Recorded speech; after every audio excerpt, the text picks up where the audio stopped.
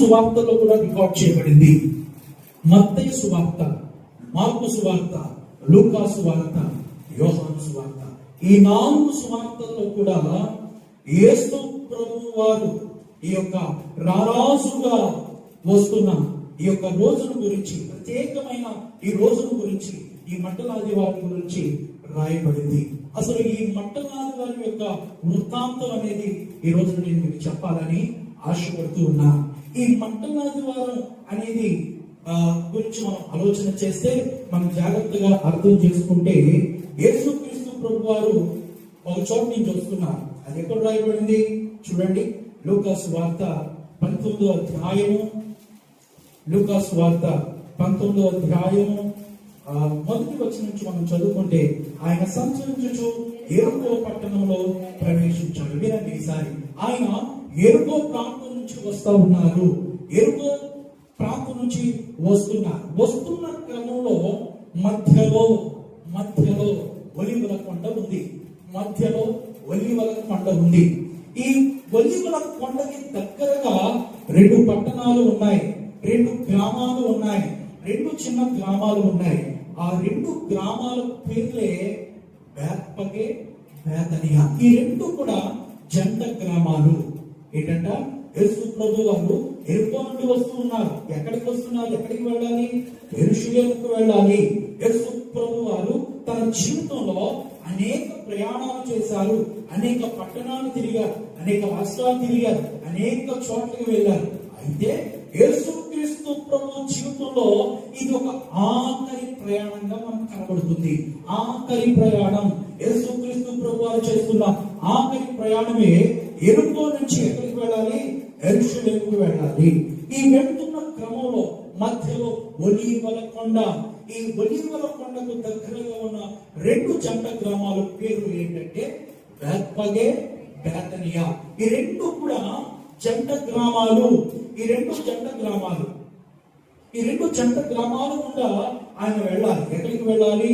ఆయన రాజుగా పట్టాభిషేకం చేయబడి యెరూషలేము వీధులలో ఆయన కనపరచబడడానికి ఎక్కడి నుంచి వెళ్ళుకొని ప్రారంభమవుతుందంటే, ఈ యొక్క యాత్ర అనేది, ఈ యొక్క ఊరేగింపు ఎక్కడి నుంచి ప్రారంభమవుతుందంటే ఒలీవల కొండ నుంచి ప్రారంభమవుతుంది. అయితే ఆయన శిష్యులలో ఒక ఇద్దరిని పిలిచి, అయ్యా, మీ ఎదురుకున్న గ్రామానికి వెళ్ళండి, వెళితే అక్కడ కట్టబడిన ఒక గాడిద పిల్ల ఉంటుంది. దాన్ని మీరు తీసుకొని రండి. అది ఎవరైనా మీరు ఎందుకు విప్పుతున్నారు అని అంటే, అది ప్రభువునకు కావాలి అని చెప్పండి, అది ప్రభువునకు అవసరమైనది అని చెప్పండి. ఈ రోజున వాక్యం వింటున్నారు దైవ జనాంగమా, నీవు నేను మనమందరం కూడా ప్రభువునకు కావాలి. మనమందరం కూడా ప్రభువు అవసరమైన వారము. ఈ రోజున నిన్ను ఆయన కోరుకుంటున్నాడు, నన్ను ఆయన కోరుకుంటున్నాడు.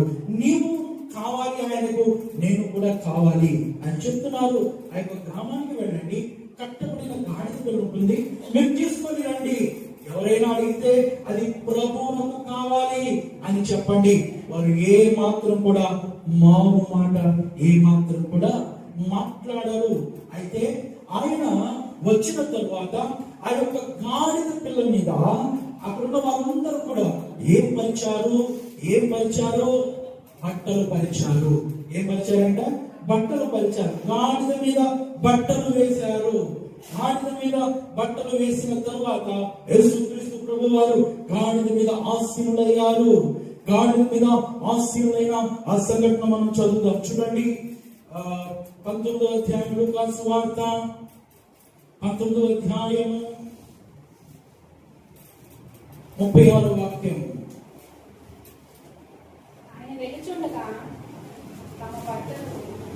ఆయన వెలుచుండగా తమ బట్టలు దారి పొడుగున పరిచిరి. చూడండి, ఆయన వెళ్తున్నారు. ఆయన గాడిద పిల్ల మీద ఎక్కిన తర్వాత ఏం చేశారంట? బట్టలు పరిచారు. ఆయన ఆ యొక్క గాడిద కింద బట్టలు పరిచినప్పుడు ఏం జరిగిందంట?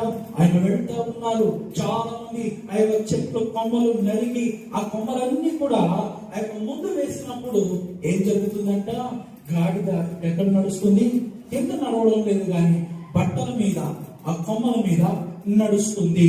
అయితే వినండి, ఒక అద్భుతమైన విషయం ఏంటంటే ఆయన యెరూషలేములోనికి ప్రవేశించిన తరువాత అక్కడ దేవాలయంలో క్రయ విక్రయములు చేసేవారిని ఏం చేశాడు? ఆయన గద్దించాడు. నా తండ్రి ఇల్లును మీరు వ్యాపారకులుగా ఎందుకు చేస్తున్నారు అని చెప్పి అక్కడ ఉన్న ఆ యొక్క వ్యాపారం చేస్తున్న పువ్వులను, ఆ యొక్క బలలను పడదోసి ఆ యొక్క ప్రతి విధమైన దేవుని ఆ యొక్క ఆలయంలో జరుగుతున్న క్రయ విక్రయాలన్నింటినీ కూడా యేసుక్రీస్తు ప్రభువు ఏం చేశారంట?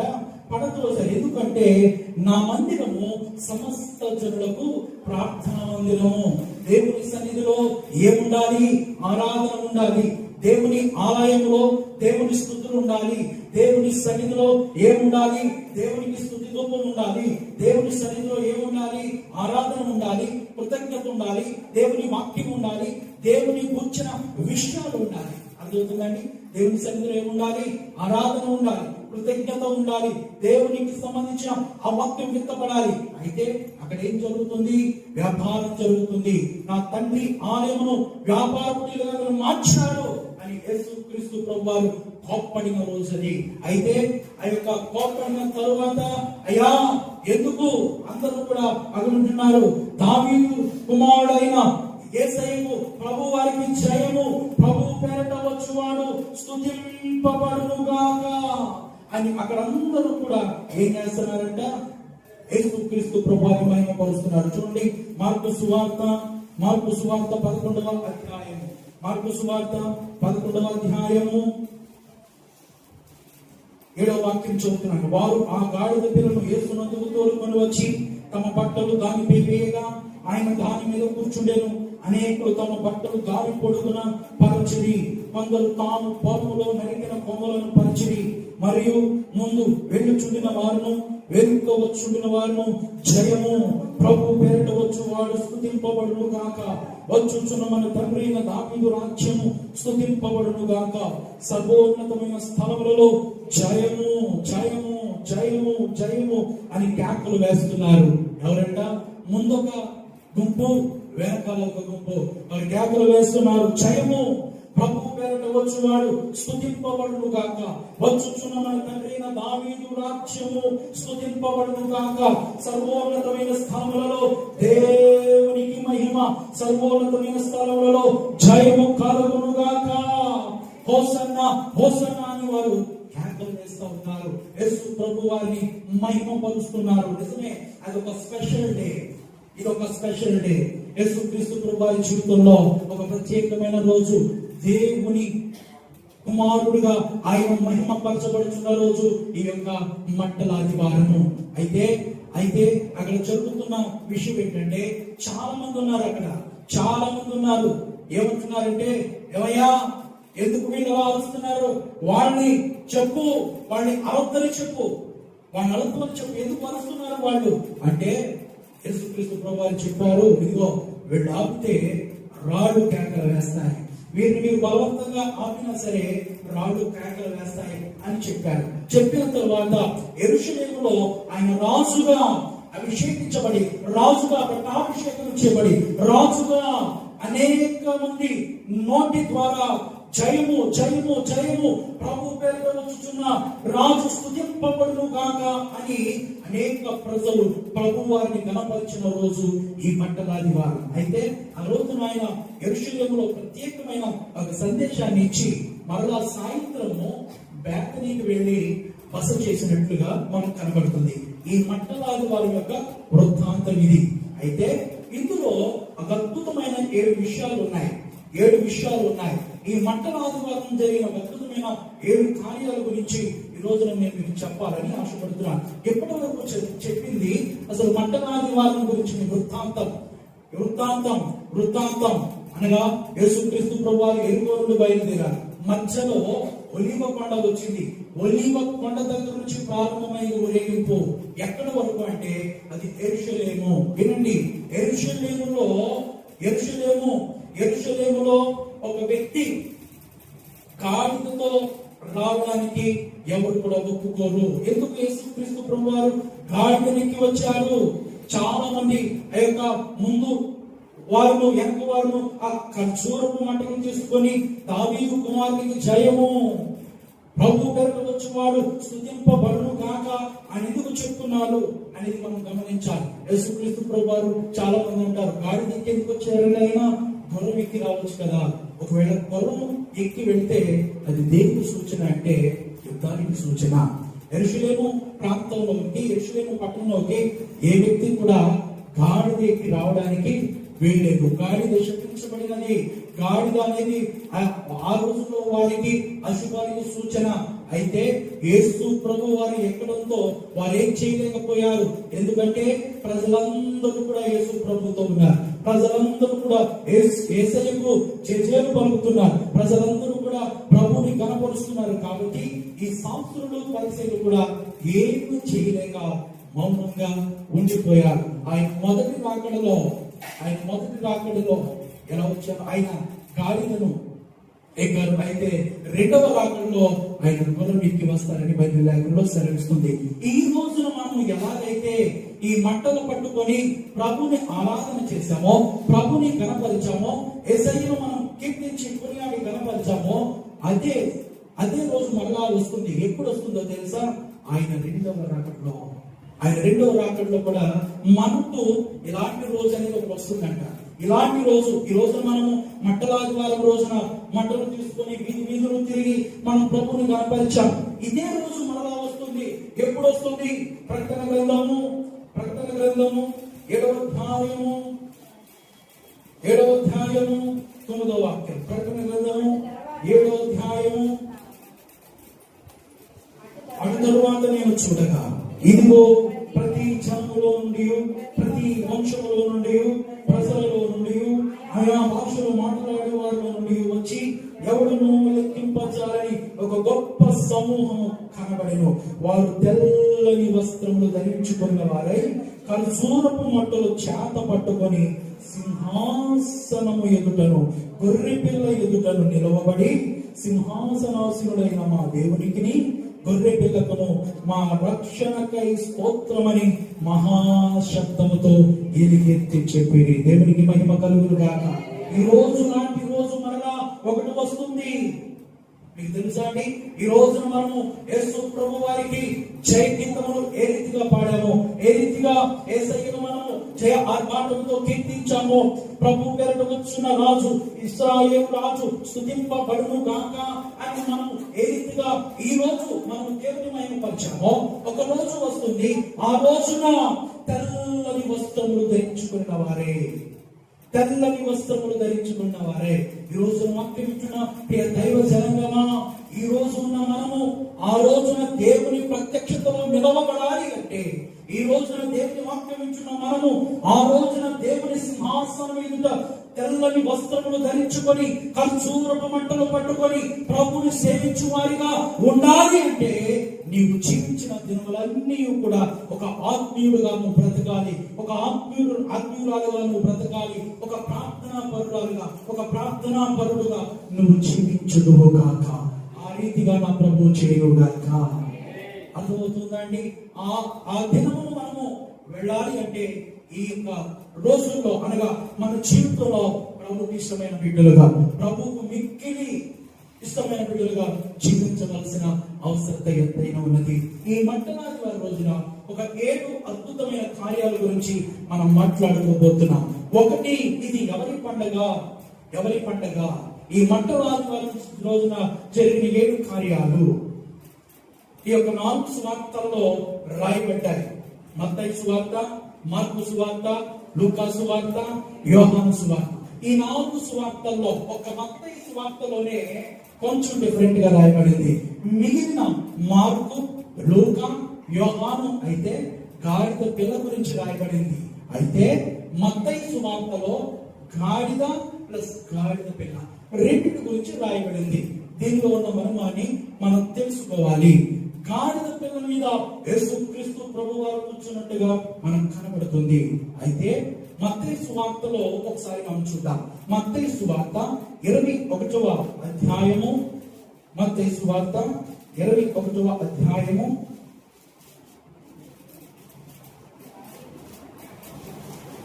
21 నుంచి చదువుతాను. చూడండి. తరువాత యెరూషలేము సమీపం నుంచి ఒలీవ కొండ దగ్గర ఉన్న బేత్పగే ఆయన్ని 3వ వచనం నుంచి 4వ వచనం చదువుతున్నాం. ప్రవక్తల వలన చెప్పబడింది నెరవేరినట్లు ఇది జరిగేను. ఇదేమనగా, ఇదిగో నీ రాజు. ఒకసారి నేర్చు. ఎవరండి ఆయన? ఎవరు రాజు? ఒక ప్రాంతాన్ని పరిపాలిస్తున్నాడు ఆయన. అందులో కేవలం 5,000 మంది ప్రజలు ఉన్నారు. కానీ ఆ ప్రాంతానికి రాజు ఆయన. ఎంతమంది ప్రజలు? 5,000 మంది ఉన్నారు. అయితే 5,000 మంది ఏమని చెప్పుకుంటారు? 5,000 మంది చెప్తున్నారు, ఇదిగో ఆయన మా రాజు, ఆయన మమ్మల్ని పరిపాలిస్తున్న రాజు, ఆయన మా ప్రభువు, ఆయన మా రాజు అని గొప్పగా వాళ్ళు చెప్పుకుంటున్నారు. ఈ రోజు వాక్యం ఇంట్లో దైవజనంగా వ్యక్తిగతంగా నీ ఆత్మీయ జీవితానికి ఆయన ఒక రాజుగా నీకు ఉండాలి. ఒక రాజుగా నువ్వు అంగీకరించాలి. యేసయ్య నాకు రాజు, నన్ను నడిపించాలి, ఆయన నన్ను నడిపించాలి, నన్ను గైడ్ చేయాలి. నేను ఎలా ఉండాలి, ఏ రీతిగా ఉండాలి, ఏ రీతిగా నడవాలి, ఏ రీతిగా నేను భక్తి చేయాలి. ఆయన నా జీవితానికి రాజుగా ఉండాలి. ఆయన నా రీతిగా, ఆయన నాకు రాజుగా ఉండి ఆయన నన్ను నడిపించాలి అనే ఒక ఆలోచన పరమైన విధానాలు మనం కలిగి ఉండాలి. ఒక ఆత్మీయుడుగా, ఒక ఆత్మీయురాలిగా నువ్వు దేవుడితో చెప్పాలి. ఏమని తెలుసా? ప్రభువా, నువ్వు నా జీవితంలో రాజుగా ఉండయ్యా. ఏం చెప్పాలి? నీవు నా జీవితంలో ఒక రాజుగా ఉండు. ఇక్కడ వాగ్దాన ప్రవచన నెరవేర్పు జరుగుతుంది. ఇదిగో నీ రాజు సాత్వికుడై గాడిదను, బారావాహక పశువు పిల్లైన చిన్న గాడిదను ఎక్కి నీ యొద్దకు వచ్చుచున్నాడని సియోను కుమారితో చెప్పండి అన్నది. శిష్యులు వెళ్ళి యేసు తమకు ఆజ్ఞాపించినట్లు చేశారు. చూడండి, ఇక్కడ మత్తయి సువార్తలో 2 కనబడుతున్నాయి. మార్కు, లూకా, యోహానులో మాత్రం గాడిద పిల్ల మాత్రమే కనబడుతుంది. కానీ ఈ మత్తయి సువార్తలో గాడిద పిల్ల 2 కనబడుతున్నాయి. వినండి, యేసు ప్రభు వారు దేని మీద ఎక్కి ఊరేగింపబడ్డారు అంటే గాడిద పిల్ల మీద ఎక్కినారు. ఇక్కడే త్రిత్వం దాగి ఉన్నది. ఆయన తండ్రి, కుమార, పరిశుద్ధాత్మైన దేవుడు. తండ్రి పరోక్షంగా, తండ్రి కుమారుడైన ఆ యొక్క క్రీస్తు ప్రభు వారు ఆ చిన్న గాడిద పిల్ల మీద ఎక్కువ వస్తుంటే, తండ్రి అయిన దేవుడు పరోక్షంగా ఎక్కడున్నారంట? ఆ గాడిద మీద ఉన్నారు. అయితే పరిశుద్ధాత్మ దేవుడు ఎక్కడ ఉన్నారు? మీరు అర్థం చేసుకోవాలి. పరిశుద్ధాత్మ దేవుడు ఎక్కడున్నారు? వాళ్ళు అంటున్నారు, అయ్యా వీళ్ళెందుకు, ఈ పిల్లలు ఎందుకు కేకలు వేస్తున్నారు? ఈ చిన్న పిల్లల్ని మీరు ఊరుకోమని చెప్పండి. ఈ చిన్న పిల్లలు ఎందుకు కేకలు వేస్తున్నారు అని అక్కడ శాస్త్రులు, పరిసయ్యులు అంటే ప్రభు అని ఏం చెప్పారో తెలుసా? వీళ్ళు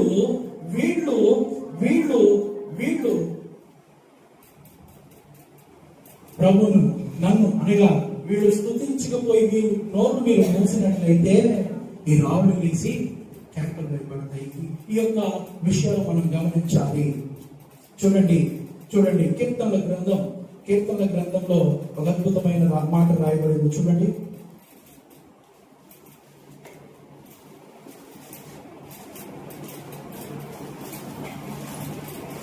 8వ అధ్యాయం 2వ వాక్యం 2వ చరణం. శత్రులను పగ తీర్చుకున్న వారిని మాన్పివేయటకై నీ విరోధులను బట్టి బాలుల యొక్కయు చంటి పిల్లల యొక్కయు స్తుతుల మూలమున నీ ఒక దుర్గమును స్థాపించినావు. ఈసారి నాకు చూడండి, అసలు అక్కడ చంటి పిల్లలు ఎలా వచ్చారు? చంటి పిల్లలను స్తుతించమని ఎవరు చెప్పారు? మీకు అర్థమవుతుందా? అక్కడ చంటి పిల్లలు ఉన్నారు, అక్కడ స్తుతించమని ఎవరు చెప్పారు? వాళ్ళకి ఏం తెలుసు? పిల్లలకి ఏం తెలుసు? అయితే పరిశుద్ధాత్మ దేవుడు వారిలో ఉండి పని చేస్తూ ఉన్నాడు. పరిశుద్ధాత్మ దేవుడు వారిలో ఉండి చిన్నపిల్లలు స్తుతించాలని తెలియదు కదా, ఎవరు ట్రైనింగ్ ఇవ్వలేదు. అక్కడ పిల్లలు ఉన్నారు, అక్కడ పరిశీలన సంస్థలు ఏం చెప్తున్నారు? ఈ పిల్లలు ఎందుకు ఓరక కేకలు వేస్తున్నారు? ప్రభు చెప్పారు, మీరు లేకపోతే రాళ్ళు కేకలు వేస్తాయి. అప్పుడు ఎవరు చెప్పారు? అసలు ఆ పిల్లలకి ఎవరు ట్రైనింగ్ ఇచ్చారండి? లేదు, ఎవరు ట్రైనింగ్ ఇవ్వలేదు. కానీ పరిశుద్ధాత్మ దేవుడు వారిలో ఉండి ఏం చేస్తున్నారంటే వారు అత్యాశక్తితో వారు ఏం చేస్తున్నారు? ప్రభుని కనపరుస్తున్నారు, ప్రభుని కనపరుస్తున్నారు, ప్రభుని ఆరాధిస్తున్నారు, ప్రభుని మహిమపరుస్తున్నారు. వాస్తవానికి ఈ మంటల ఆదివారం అనేది 7 విషయాలు నేను చెప్తాను. మొట్టమొదటిది ఇది ఎవరి పండుగ అంటే చిన్నపిల్లల పండుగ. ఈ రోజు వాక్యం ఇచ్చిన దైవ జనాంగమా, నేను చిన్నపిల్లవాడిగా ఉన్నప్పుడు చాలా సరదాగా ఈ యొక్క పండుగ అనగా ఈ మంటల ఆదివారం సెలబ్రేట్ చేసుకునేవాళ్ళం. చాలా అద్భుతంగా, చాలా సంతోషించేవాళ్ళం. కాబట్టి ఈ యొక్క మంటల ఆదివారం అనేది చిన్నపిల్లల పండుగగా మనం గుర్తించవచ్చు. రెండవదిగా ఏ పండుగ అంటే చూడండి, నేను చెప్తాను, ఇది శిష్యుల పండుగ. లూకాసు వార్త 19వ అధ్యాయము, లూకాసు వార్త 19వ అధ్యాయము 37వ వాక్యం. లూకాసు వార్త 19వ అధ్యాయము 37వ వాక్యం. ఒలీవల కొండ నుండి దిగు చోటికి ఆయన సమీపించుచున్నప్పుడు శిష్యుల సమూహమంతయు సంతోషించుచు ప్రభు పేరు వచ్చు రాజు స్తుతింపబడును గాక, పరలోకమందు సమాధానమును సర్వోన్నతమైన స్థలంలో మహిమయు ఉండును గాక. ఎవరి శిష్యుల సమూహము? వినండి, ఈ 12 మంది శిష్యులే కాకుండా యేసుక్రీస్తు ప్రభు వారికి చాలా మంది శిష్యులు ఉన్నారు, ఏర్పరచబడిన వారు కూడా ఉన్నారు. వారు ఏం చేస్తున్నారంటే సంతోషిస్తున్నారు, ఆనందిస్తున్నారు. నా ప్రభువు ఘనపరచబడడానికి యోగ్యుడు, నా ప్రభువు స్తుతించబడడానికి యోగ్యుడు, నా ప్రభువు ఆయన కీర్తించబడడానికి రాజుగా యెరూషలేము వీధులలో ఊరేగించబడడానికి యోగ్యుడు అని శిష్యుల సమూహం అంతా కూడా ఏం చేస్తున్నారంట? సంతోషిస్తున్నారు. ఇది రెండోదిగా ఎవరి పండుగ అంట? శిష్యుల పండుగ. ఈ రోజున వాక్యం వింటున్న దైవ జనాంగమా, మనము దేవుడికి శిష్యులుగా ఉండాలి. మంచి విశ్వాసులుగా ఉన్నాము, మంచిదే. ఆయనకు దగ్గరగా విశ్వాసులుగా ఉన్న మనము ఆయనతో మంచి అవినాభావ సంబంధాన్ని కలిగి ఉండి ఆయనతో సహవాసం చేసేవారిగా మనం ముందుకు నడుస్తూ ఉండవలసిన వారంగా ఉండాలని నేను మిమ్మల్ని కోరుకుంటున్నాను. మూడవదిగా ఇది ఎవరి పండుగ? ఈ పండుగ రోజున జరిగిన అనేక విషయాలు ఉన్నాయి. అయితే 7 విషయాల్లో ఒకటి ఇది చిన్నపిల్లల పండుగ, రెండవది శిష్యుల పండుగ, మూడవది ఏ పండుగ అంటే స్వస్థత పండుగ. ఏ పండుగ? యేసుక్రీస్తు ప్రభు వారు ఆ యెరూషలేములోనికి వచ్చిన తర్వాత, ఆయన రాజుగా ఊరేగింపబడిన తర్వాత చేసిన 3వ పని ఏంటంటే ఆయన అనేకులు స్వస్థపరిచారు. చూద్దామా? యోహాను సువార్త మత్తయి సువార్త 21వ అధ్యాయము, మత్తయి సువార్త 21వ అధ్యాయము, మత్తయి సువార్త 21వ అధ్యాయము 13, 14 వచనం చదువుకుందాము. నా మందిరము ప్రార్థనా మందిరం అనబడును అని రాయబడి ఉన్నది. అయితే మీరు దాని దొంగలుగా చేసిన వారాయను.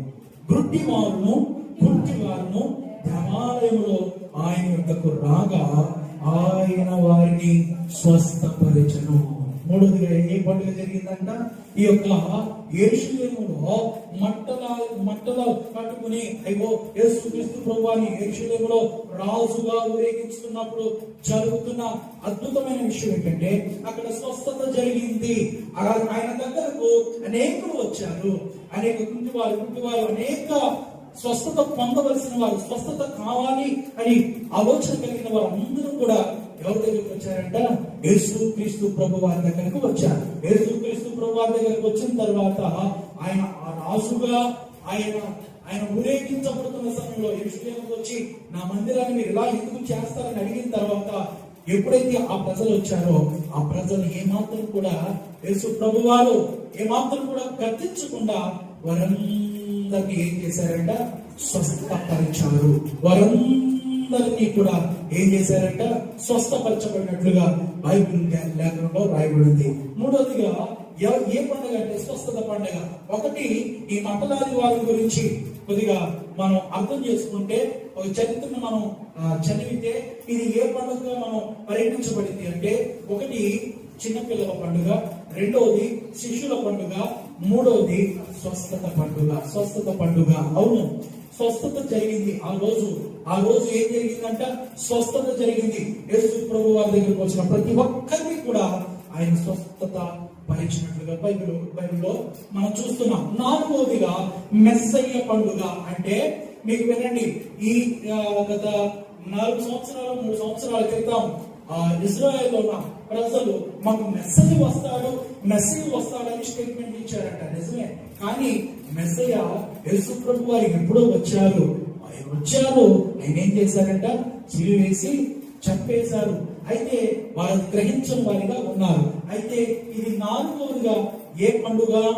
మెస్సయ్య పండుగ. అంటే యేసుక్రీస్తు ప్రభు వారు ఆయన సొంత ప్రజల దగ్గరికి వెళ్ళారు. అయితే ఆయన సొంత ప్రజలు ఆయన అంగీకరించలేదు. యోహాను సువార్త 1వ అధ్యాయం 11వ వాక్యం ఒకసారి చదువుతాం. యోహాను సువార్త 1వ అధ్యాయం 11వ వచనం. ఆయన తన స్వకీయుల వద్దకు వచ్చిన గాని ఆయన స్వకీయులు ఆయన అంగీకరింపలేదు. తను ఎంత అంగీకరించుడో వారందరికీ, అనగా తన నామమున విశ్వాసం ఉంచు వారికి దేవుని పిల్లలకు ఆయన అధికారం అనుగ్రహించు. ఇదిగో ఈ రోజున మనమందరము కూడా ఆయనను అంగీకరించాము కాబట్టి, ఈ రోజు మనమందరం ఆయనను ఎరిగి ఉన్నాం కాబట్టి, ఆయన నమ్ముకున్నాం కాబట్టి, ఆయన పిల్లలు అవడానికి మనందరికీ ఆయన ఏం చేశారంట?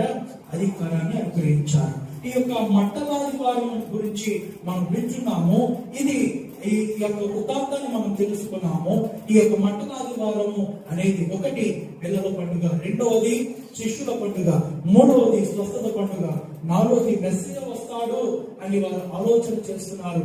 అదొక పండుగ. అయితే యేసుక్రీస్తు ప్రభు వారు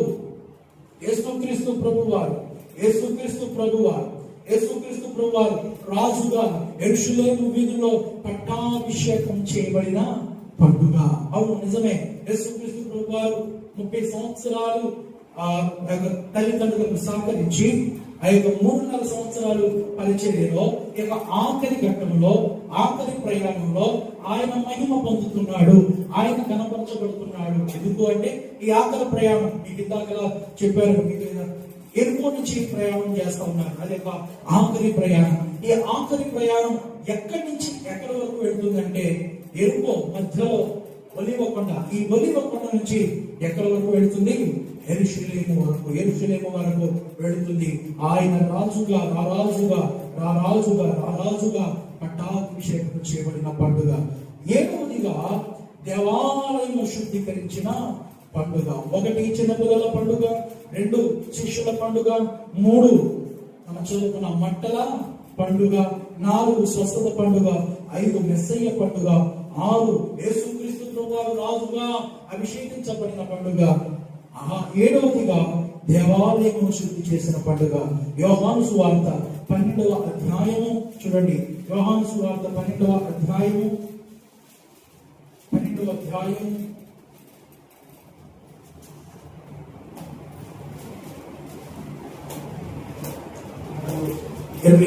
ఆ పండుగలో ఆరాధనకు వచ్చిన వారిలో కొందరు గ్రీసు దేశస్తులు ఉండేది.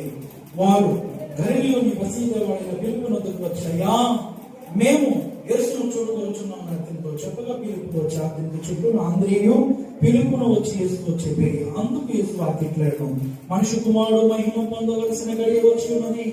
గోధుమ గింజ భూమిలో పడి చావుకుడి నెలలు వట్టిగానే ఉండను, అది చచ్చని ఎడల విస్తారముగా ఫలించును. తన ప్రాణమును ప్రేమించువాడు దాన్ని పొందుకును, ఈ లోకంలో తన ప్రాణమును ద్వేషించువాడు నిత్య జీవం వరకు దాన్ని కాపాడుకున్నని మీతో నిశ్చయముగా చెప్పుచున్నాను. వినండి ఈసారి వాక్యించిన దైవ జనగమా. 7వదిగా దేవాలయమును శుద్ధీకరించారైన. దేవాలయంలో క్రయ విక్రయాలు జరుగుతున్నవన్నింటినీ కూడా ఆయన ఏం చేశారంటే, ఆ యొక్క పారద్రోసేసి దేవుని మందిరం, అది నా తండ్రి మందిరం, అది సమస్త ప్రజలకు ప్రార్థనా మందిరం అని ఆయన చెప్పి అక్కడ ఏం చేశారంట? శుద్ధీకరణ చేసినట్లుగా మనం బైబిల్ గ్రంథంలో చూస్తాం. ఈ రోజు వాక్యం ఇచ్చిన దైవ జనాంగమా, ఈ యొక్క మట్టనాదివారం రోజు నుంచి హోలీ వీక్ అనేది ప్రారంభమవుతుంది. ఈ రోజు మొదలుకొని గుడ్ ఫ్రైడే వరకు, గుడ్ ఫ్రైడే ఈస్టర్ వరకు, ఇదంతా కూడా రానున్న వచ్చే వారం అంతా కూడా హోలీ వీక్, పరిశుద్ధ వారంగా పరిగణించబడుతుంది. కాబట్టి ఈ రోజున మనం గుర్తించవలసిన విషయం ఏంటంటే, ఆయన మనకు రాజుగా ఉండాలి. ఎవరి రాజుగా ఉండాలి? మనకు రాజుగా ఉండాలి. మన జీవితంలో ఆయన రాజుగా ఉంటే ఏం జరుగుతుంది? ఇదిగో నీ రాజు సాత్వికుడై, ఎవరంటే ఆయన సాత్వికుడు, సాత్వికుడు, సాత్వికుడు. ఆయన నిన్ను నన్ను మనందరినీ కూడా ప్రేమించేవాడు కాబట్టే, ఆయన మనందరినీ కూడా సంరక్షించి నడిపించేవాడు కాబట్టే ఆయన ఏం చేస్తున్నారంట, ఆయన రాజుగా కీర్తించబడుతున్నాడు. నిజమే, ఆయన మాత్రమే ఘనపరచబడే దేవుడు, ఆయన మాత్రమే కొనియాడబడడానికి అర్హుడు. ఆయన రాజుగా ఘనపరచబడిన రోజు ఇది, ఒక ప్రత్యేకమైన రోజు, ఒక స్పెషల్ డే. యేసుక్రీస్తు ప్రభు వారి జీవితంలో ఒక స్పెషల్ డే. యేసుక్రీస్తు ప్రభు వారికి ఇది ఒక ప్రత్యేకమైన రోజు, ఆయన ఘనపరిచిన రోజు. ఈ రోజున వాక్యమైన మనమందరం ఒక తీర్మానం చేసుకోవాలి. ప్రభా, నువ్వు రాజుగా యెరూషలేము వీధులలో పట్టాభిషేకము చేయబడి, ఆ యెరూషలేము రాజు ఆ వీధులలో అయ్యా రాజుకు జయము, ప్రభు పేరుట వచ్చుచున్న రాజు, ఇశ్రాయేలు రాజు స్తుతింపబడును గాక, దావీదు రాజ్యము స్థిరపరచబడును గాక అని వేల మంది ప్రజలు ప్రభుని కొనియాడుతున్నారు, ప్రభుని కనబరుస్తున్నారు, ప్రభుని ఏం చేస్తున్నారంట, స్తుతిస్తున్నారు. ఈరోజు వాక్యం మనము కూడా ఒక తీర్మానం చేసుకోవాలి. ప్రభా, ఈ రోజున మీరు రాజుగా యెరూషలేము వీధులలో ఊరేగించబడ్డారయ్యా. రాజుగా అయ్యా మీరు నాయన అనేక ద్వారా స్తుతులు, స్తోత్రములు, అనేక అయా కీర్తి ప్రతిష్టతలు మీరు పొంది ఉన్నారయ్యా. ఈ రోజున నేను అంగీకరిస్తున్నాను, మీరు నాకు రాజుగా ఉండాలి, నా జీవితంలో మీరు రాజుగా ఉండాలి, నా కుటుంబానికి మీరు నాకు రాజుగా ఉండాలి, నా కుటుంబానికి మీరు రాజుగా ఉండి నన్ను నడిపించాలి, నా కుటుంబాన్ని నడిపించాలయ్యా అని మనం తీర్మానం చేసుకొని, ప్రభా ఇది మొదలుకొని నన్ను నా జీవితంలోకి నాయన మిమ్మల్ని రాజుగా నేను ఆహ్వానిస్తున్నాను. నా జీవితంలోనికి మీరు వచ్చి అయ్యా నా కుటుంబానికి రాజుగా ఉండి మీరు పరిపాలించండి అయ్యా ఒక తీర్మానాన్ని తీసుకొని వారు ఆయనలో ముందుకు సాగుతాం. దేవుడు తన పరిశుద్ధ వాక్యాన్ని మన వెనుకలో ఫలింపజేయుగాక. ఆమేన్, ఆమేన్, ఆమేన్. మోకరించండి, ప్రార్థన చేసుకుందాం. ప్రేమ కలిగిన తండ్రి, నీకు వందనాలు. ప్రేమమయడానికి స్తోత్రాలు తండ్రి. ధవళ వరుడానికి స్తోత్రాలు, రత్నవరుడానికి స్తోత్రాలు, 10,000 మందిలో అతి కాంక్షణీయుడానికి స్తోత్రాలు తెలియజేస్తున్నాం తండ్రి. నిన్న నేడు నిరంతరము ఏకరీతిగా ఉన్న దేవుడు ప్రభు, తరములు మారిన యుగములు మారిన మార్పు లేని దేవుడు తండ్రి. మా కొరకు రారాజుగా నాయన అయ్యా ఆవలిన కొండ నుండి యెరూషలేము వరకు నాయన రారాజుగా నాయన మీరు కీర్తింపబడ్డారు ప్రభా, రారాజుగా నాయన మీరు కొనియాడబడ్డారు ప్రభా, రారాజుగా నాయన మీరు నాయన ఎంతగానో ప్రభు స్తుతించబడ్డారు తండ్రి. అందరి బట్టి నీకు వందనాలు యేసయ్యా, నీకు వందనాలు. మా జీవితంలో మీరు రాజుగా ఉండండి అయ్యా, మా కుటుంబానికి మీరు రాజుగా ఉండండి, మా సంఘానికి మీరు రాజుగా ఉండి పరిపాలించండి ప్రభా. అయ్యా నీకు స్తోత్రములు తండ్రి. అయ్యా మళ్ళా రెండవ రాకడలో ప్రభా అయ్యా ఆయన తెల్లని వస్త్రములు ధరించుకొని అయ్యా కంచూరపు బట్టలు చేత పట్టుకొని పరిశుద్ధుడు పరిశుద్ధుడు అయ్యా సింహాసనములో ఆసీనున్న ప్రభుకి స్తుతులు స్తోత్రములు స్తోత్రములు స్తోత్రములు అని ప్రతి కాములు చేసే గుంపులో మేము సహాయం చేయండి ప్రభా. అద్భుతకరుడా నీకు స్తోత్రాలు తండ్రి. మహిమగల రాజా, మీరు మాత్రమే మహిమను పొందండి.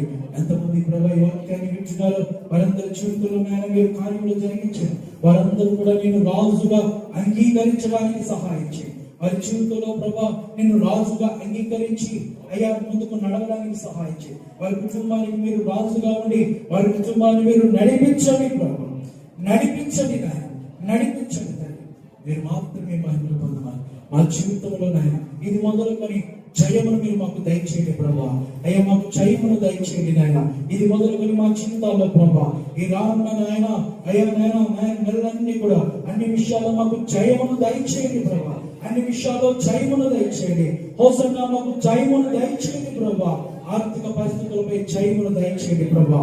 అపవాది క్రియలపై జయము దయచేయండి నాయన. శత్రు పన్నాగాలపై జయమును దయచేయండి ప్రభా. అయ్యా అనేక ఇబ్బందుల మీద జయమును దయచేయండి ప్రభా. అనేక సమస్యల మీద జయమును దయచేయండి ప్రభా. అనేక ఆటంకాల మీద జయమును దయచేయండి ప్రభా. అనేక ప్రతికూల పరిస్థితుల మీద జయమును దయచేయండి ప్రభా. అనేక అవరోధాల మీద జయమును మాకు దయచేయండి ప్రభా. అనేక ఆటంకాల మీద జయమును దయచేయండి ప్రభా. శత్రు పనుతున్న ప్రతి పన్నాగ నుంచి మాకు జయము దయచేయండి ప్రభా. జయము దయచేయండి నాయన, జయమును దయచేయమని అడుగుతున్నాను తండ్రి.